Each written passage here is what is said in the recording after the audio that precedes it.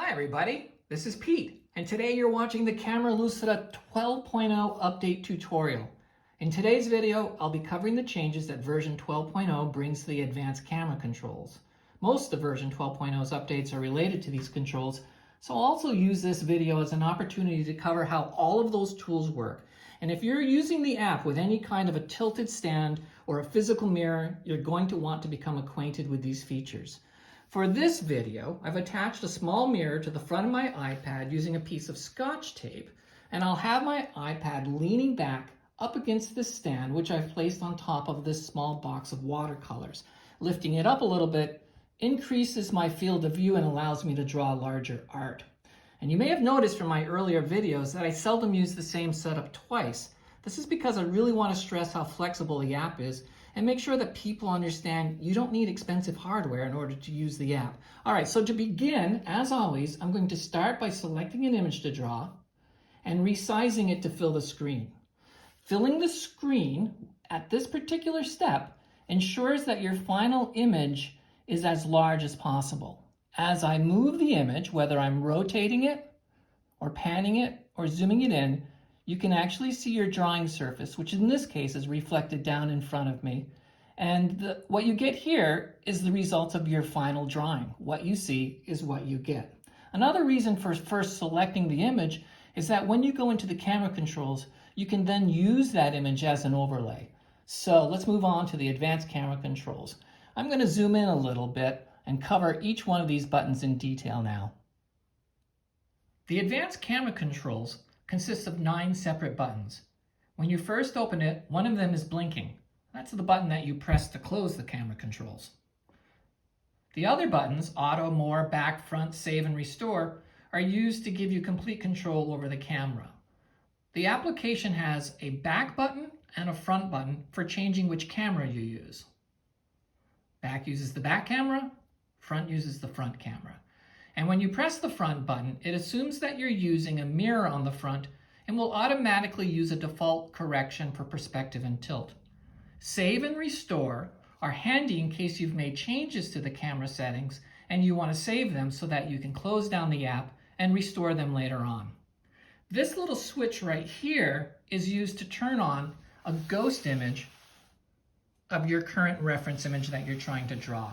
That's really helpful when you're doing manual corrections. And then in the upper right-hand corner, you have a button that simply shows you the target that is used for automatic camera corrections. Now I'm going to go over that now. If you've purchased the automatic camera correction, this button is going to say auto. Otherwise, it's going to say get auto. Now to use the automatic camera correction, you need to print out something called a target. This button always shows you the current target, and the target that comes with the application looks like the Camera Lucida splash screen made of hexagons. A target is simply an image that you print and place on your drawing surface that the application knows how to find. That's as simple as it is. Now to print that target, you can use the More menu, and the very first option that comes up is the one that gives you the ability to print or save your target to your camera roll. After you've printed it, you place it on your drawing surface and hit the auto button. And I'm going to show you that right now. So I'm going to place my iPad back, and I'm going to, from the More menu, I'm going to hit Reset Camera. You don't have to do this, but I want to show you what it looks like if you weren't using any kind of correction. And I'm going to place my camera helper, that you can print from the More menu as well, on my drawing surface, and you're going to see that the top circle is much, much larger than the bottom, and clearly we haven't done any adjustment for perspective. Keep this image in mind because we're about to correct that. Now, I use the print menu, and I printed out the Camera Lucida target sheet. And I'm going to place that down on my drawing surface. Try to make it as flat as possible. The flatter it is, the better it's going to work. And then hit the auto button. There you go. So as soon as I press that auto button, you can see that the camera has automatically corrected for perspective and tilt. And when I place this down here, it looks great. Now it might not look perfect only because the camera that I'm using is slightly not straight on, but it looks great from my view. Now a new pop-up comes up in version 12.0 that says auto alignment complete. Would you like to visually confirm your camera's adjustment? And you can say yes. And when you do this, the application is going to flash back and forth between your live camera view and the reference image. You can control the speed down here by how quickly that flashes. What you're looking for is a small change between these two images.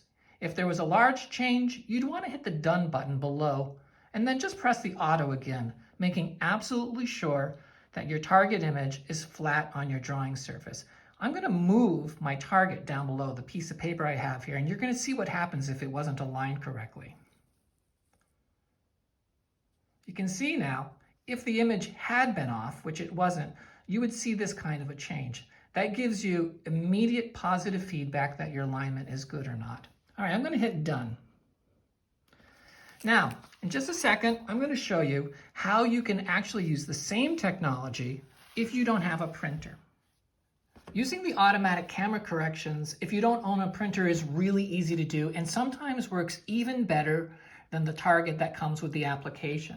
And this is because if you want to use your own target, you can use things that you have around your house. In this particular case, I took a box of Captain Crunch berries and I cut off the lids to use as a target. And the reason these work so well is because they're really bright colors, they're not very reflective, and most importantly, they're on a piece of cardboard that's going to lie nice and flat on my drawing surface. So to use a target like this, you can either take a photograph of this using your iPhone or iPad, pointed straight at the image, and then crop it at the actual image border. Or, like I did, you can put it on your at-home scanner and scan the image for even better results. Once you have that digital image of this, in other words, a photograph of your target, then what you want to do is to load it into the application using the More menu as a custom target. Let me show you how that works. Now, I've already mailed myself the image that I scanned of this. So I'm going to hit the More button, and I'm going to use the second menu option that says Change Target. Again, this is if you don't have a printer and can't print out the default target. You can either use the default target or choose from the photo album. I'm going to choose from the photo album, and you're going to see here that I have this Captain Crunchberry cereal cover. Now that's the target. I know it's the target because this button that always shows you the current target now reflects that image. And again, all I did was place that on my scanner and scan it and then email it to myself. You could just as easily have taken a photograph as long as you are absolutely sure that the photograph of the image was taken with the camera pointing straight down at the image. Don't take it at an angle whatsoever. Okay, so now that I've got this image loaded, the process for correcting the camera is exactly the same. I place the image on my drawing surface and then I press the auto button, okay? I'm gonna press the auto button right now. And there it goes. It automatically corrected it. And again, it asks, do you want to visually confirm your alignment? And I can say yes. And you can see here that it's actually moving back and forth between the image. Now, it's not quite perfect, but I'm going to speed this up so that you can see this down at the bottom. You see at the bottom, the text is moving off a little bit. Well, that's because the drawing surface that I put my Captain Crunch on is a piece of paper that's curling up, so the whole bottom is lifting up. So you can always just hit Done, correct that, and hit the auto button again. Once you've got this automatically corrected using that feature, you'll notice that when you put down this correction tool here that shows you whether you've got any problems, it looks really good. Again, it might not look perfect on this camera only because my camera is slightly higher than my iPad. Okay, now when you've got this, by the way, because you've done the automatic camera correction, you can actually zoom out the camera control so that you can use this entire drawing surface here. You can place it wherever you want. Zooming does not change the actual angle of tilt or perspective. So that's how you use the automatic camera correction, and that's how you change things to use your own custom target. Next, I'm going to go over using manual alignment. If you haven't purchased the automatic camera correction tool, or if you want even more control over your camera, then you want to access the manual camera controls, which you do using the More button. It's the third option down at the bottom. When you press it, you're going to get a series of sliders and buttons that show up down at the bottom. There's two sliders at the bottom that control the perspective and tilt of your camera, and then you have other buttons here that control the horizontal and vertical stretch. You also have a reset button. Now to do this, it's really helpful to use the camera helper that the application comes from. I'm going to show you how to do that right now. Go into the More menu and select the option down fourth from the top that says Print Save Helper. Go to that menu and then select Save to my camera roll. It says Save to your camera roll. After you've done that, you can also print it to your network printer by using the same option again, only this time saying Print to my network printer. I've already printed this out to save me some time, so I'm going to hit Cancel.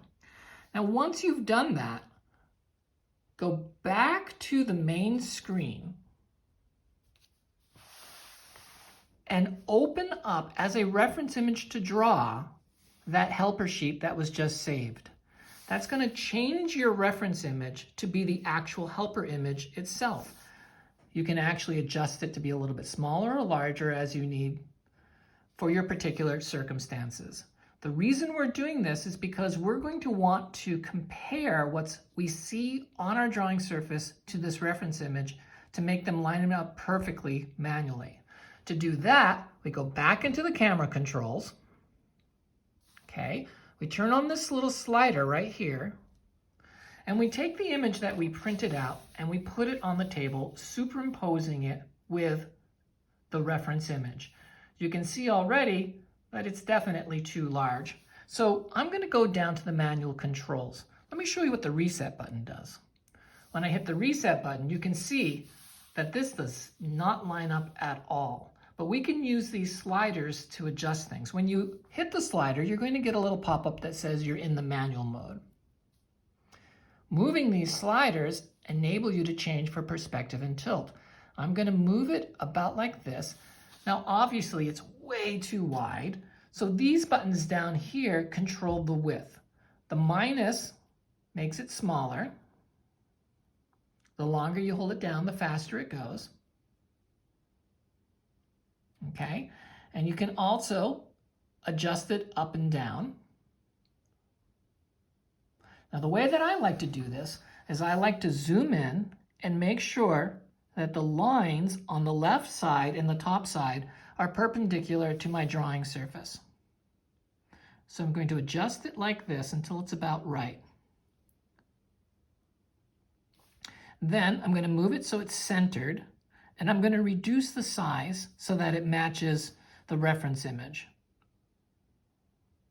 I'm shrinking it down vertically, and I'm shrinking it horizontally. You may need to actually adjust your piece of paper, and you can see how quickly this is coming in to focus here. I'm going to make it a little bit smaller and drag it down just a little bit like that. Okay. Get these sliders just so it's about right. Maybe a little bit less stretched vertically, like that. There we go. That looks great. Now, when I'm happy with this, be sure to hit the save button. So what I've got now is a perfect alignment. I'm going to say yes, I'd like to save these settings, and I can restore them at any time, and I can draw. Before we move on to our last topic, I want to do a quick deep dive on these controls right here. At the very top, we have a reset button that removes any kind of transformation that's made to the camera. Then below that, we have a line of vertical camera controls. The plus and minus controls the stretch vertically. This is a reset button, and this is a flip button for flipping the camera view top to bottom.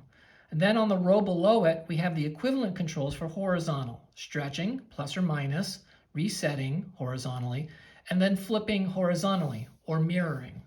I'll zoom out and I'll show you what I mean by those mirroring functions here. I'm going to put this image of Captain Crunch on my drawing surface, and I'll show you what happens when I shrink the horizontal by pushing the minus button. Oh, it tells me I go into the manual controls. Okay, I can reset it. I can shrink it again or make it larger, do whatever I want.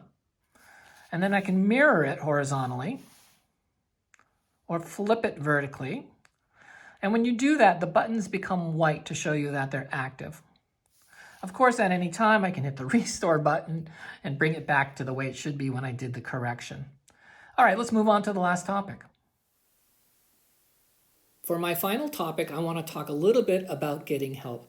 I understand that the application can be quite confusing. At any time within the setup screen, hit the I button and you'll be brought to the help menu, which includes the contact support button in the upper left. That button is really great for sending me an email. I read them every day. I respond to them as quickly as I can, and I take them very seriously. Also, with version 12.0, I added something that I kind of forgot about in 11.0, which was that little box in the upper right-hand corner that allows you to print the user guide. So I suggest that if you're confused, take a look at the user guide, read it through, print it if you like, email it to yourself using that same button. You might find some things in there that I didn't cover as completely in the videos that I should. So please take a look at these things, and if you have any questions, don't hesitate to use the Contact Us button. Thanks.